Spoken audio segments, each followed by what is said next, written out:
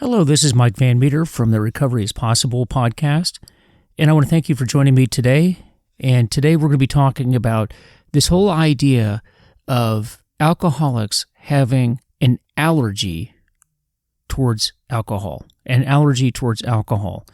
Oftentimes it's said that that's ridiculous, that alcohol is not an allergy, that alcoholics just need to not drink and exercise willpower. And what I'm going to be doing in a series of podcasts is talking about the science behind addiction and the science behind alcoholism in particular. And I'm going to debunk some of the myths that are out there, or at least attempt to debunk some of the myths that are out there about addiction, and help you understand a bit more about what's going on with yourself, a family member, coworker, or anybody else that you may be concerned with. What concerns me today is that in treatment centers around the country and even in hospitals, there's very little education about what is happening inside the minds and the bodies of addicts that are out there. And consequently, this myth that this is simply a matter of willpower is perpetuated, and therefore it continues the stigma of addicts that are out there across the country, and it prevents people from going out and seeking the help that they need, that they want, and would make their lives better and make our society as whole better. So this is part of the whole process that I'm working towards right now, where I want to debunk some of the myths that are out there, and in the process of doing so, hopefully reduce some of the stigma that's out there towards addicts. So before I get started, I just want to remind everybody that I just represent myself. I don't represent any particular group, to include AA or any other 12-step program that is out there. Everything that I'm talking about is my opinion, my experience, and I hope that this will help you in some way. That experience, strength, and hope. That's all I'm doing here. So with that, let's go ahead and get started, and let's talk about where this whole idea of allergy comes from in the first place. So where does it come from? Well, without going through a history of AA, I may do that some time down the road in a podcast and go through the origins of AA. But in the early days, we have Bill Wilson, one of the co-founders of AA, and Dr. Bob Smith. And they, in their experience, had run across a man named Dr. William Silkworth, who was a physician that had worked with alcoholics. And they had asked Dr. Silkworth to provide an introductory letter to the Big Book of Alcoholics Anonymous. And as you may or may not know, the Big Book, when I use that term Big Book, that is the main text that is used in Alcoholics Anonymous, and it's referred to constantly in AA. It's sort of the go-to book, conference-approved literature that is used in AA, and it's a significant book. In fact, that book is used as the basis to nearly every other 12-step program that's out there, of which there's 600-plus programs around the world today, and they all, in one shape or form or another, have their origins in the Big Book itself. But in the letter, Dr. Silkworth lays out some of his ideas behind what's going on with this movement, and he means the movement of the Fellowship of Alcoholics Anonymous. And in the letter, he says this, and he's talking about his belief behind what these folks, these alcoholics, are suffering from. And he says, meaning the doctors, the medical community at that time, and this is the late 1930s, he says, "We believe, and so suggested a few years ago, the action of alcohol on these chronic alcoholics is a manifestation of an allergy." So there we go, the word allergy. That's the first time that we see this word. That the phenomenon of craving is limited to this class and never occurs in the average temperate drinker. These allergic types can never safely use alcohol in any form at all. And once having formed the habit and found they cannot break it, once having lost their self-confidence, their reliance upon things human, their problems pile up on them and become astonishingly difficult to solve. Frothy emotional appeal seldom suffices. The message, which can interest and hold these alcoholic people, must have depth and weight. In nearly all cases, their ideals must be grounded in a power greater than themselves, if they are to recreate their lives. So there's a lot in there, and that's only part of the letter that I just read, but there's a lot in there. And as I walk through this, I think a lot of you are going to be able to relate to what Dr. Silkworth is talking about. But let's address this whole issue of an allergy. And before you just write it off as being an old wives' tale or not being correct, let's just think about this for a minute. If you have someone in your life that suffers from an addiction, particularly alcohol, I'm going to ask you a question. Have you asked them to stop? And how did that work for you? Have you given suggestions on how that person can stop? And how did that work for you? Did you say, work out more? Did you say, have a better diet, get more rest, get a massage, do anything to relax and stop drinking? How did that work for you? Did you not say to your loved one, if you loved me, you would stop drinking? If you were a better husband, you would stop drinking. If you loved the children, if you took your job more seriously, and I could go on with example after example after example, but have you not done that with your loved one? And how did that work for you?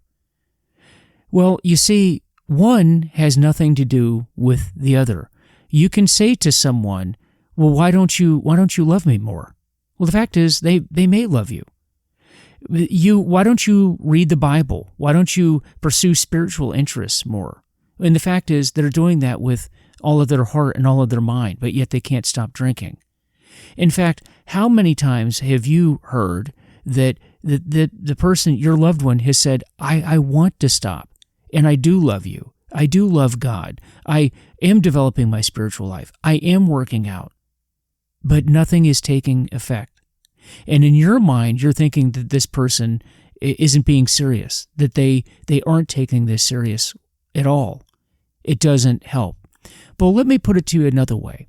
What if I had allergies that hit me? For example, here in Virginia, which is where I live, in the springtime, things start to bloom, things start to grow, and I go through a period where I can't breathe. I have to take medication to control my allergies. I'm coughing, I'm sneezing, I'm going all through all the machinations that you go through when the allergies hit you. And sometimes I've even had some years where I've had to take a few days off from work because my allergies were that bad. Now, imagine if my wife came up to me and said, you know why that's happening to you? Do you know why that you're coughing and you can't breathe and you got that upper respiratory infection? I know what it is. You don't love me enough. You know what it is? You're not taking care of yourself. You're not working out enough. Hey, you missed church last Sunday. If you went to church more often, that wouldn't happen to you. That would sound ridiculous, wouldn't it? You would say, well, what does one have to do with the other? And the answer is, it doesn't. One has nothing to do with the other. Now, take it back and use the other example with alcohol, and you say, well, you missed church last week. That's why you're drinking now. That would be ridiculous. You don't love me enough. That's why you're drinking now. Well, that's equally as ridiculous. The fact is that they're both allergies. And before you say, Mike, that's not true, that they're not related, these are apples and oranges. Well, hold on a minute. The fact is that people that are alcoholic, their bodies process alcohol differently than everyone else. Dr. Silkworth even talked about that. He talked about these, quote, alcoholic types. An obsession for alcohol. For those of you that are not alcoholic, do you ever obsess over alcohol? Do you ever start drinking, and once you start drinking, drink until it's either all gone or you're gone, and blackout drinking? How many of you can go beyond 3 drinks and not throw it up? How many of you can go beyond three drinks and then continue on and on and on to levels that would either hospitalize or kill other people? If that's not you, then you don't have that genetic predisposition. But the fact is, the people that have alcoholic tendencies, their bodies process alcohol differently than non-alcoholics. In fact, non-alcoholics will never have what's known as the craving or the obsession for alcohol, but alcoholics always have the obsession and the craving for alcohol. Now, why is that? Well, it's because in the metabolic breakdown of alcohol, it's done differently in alcoholics' bodies. As you drink alcohol, what happens is you take ethyl alcohol in its pure form, because that's really what it is. You know that your body doesn't know the difference between wine and beer and hard alcohol. I hear people say all the time, well, yeah, I can't be alcoholic, I only drink beer. I can't be alcoholic because I drink wine. I haven't hit the hard stuff yet. Your body actually does not know the difference when alcohol goes in. It doesn't care where the alcohol came from. Ethyl alcohol is ethyl alcohol, no matter how you choose to put it into your body. And it goes through a metabolic process and ends up being processed out of your body through carbon dioxide. Okay? It's processed through, turns into sugar, and then carbon dioxide before it's removed. But prior to that, there's a state in which alcohol is in, and it's called acetaldehyde.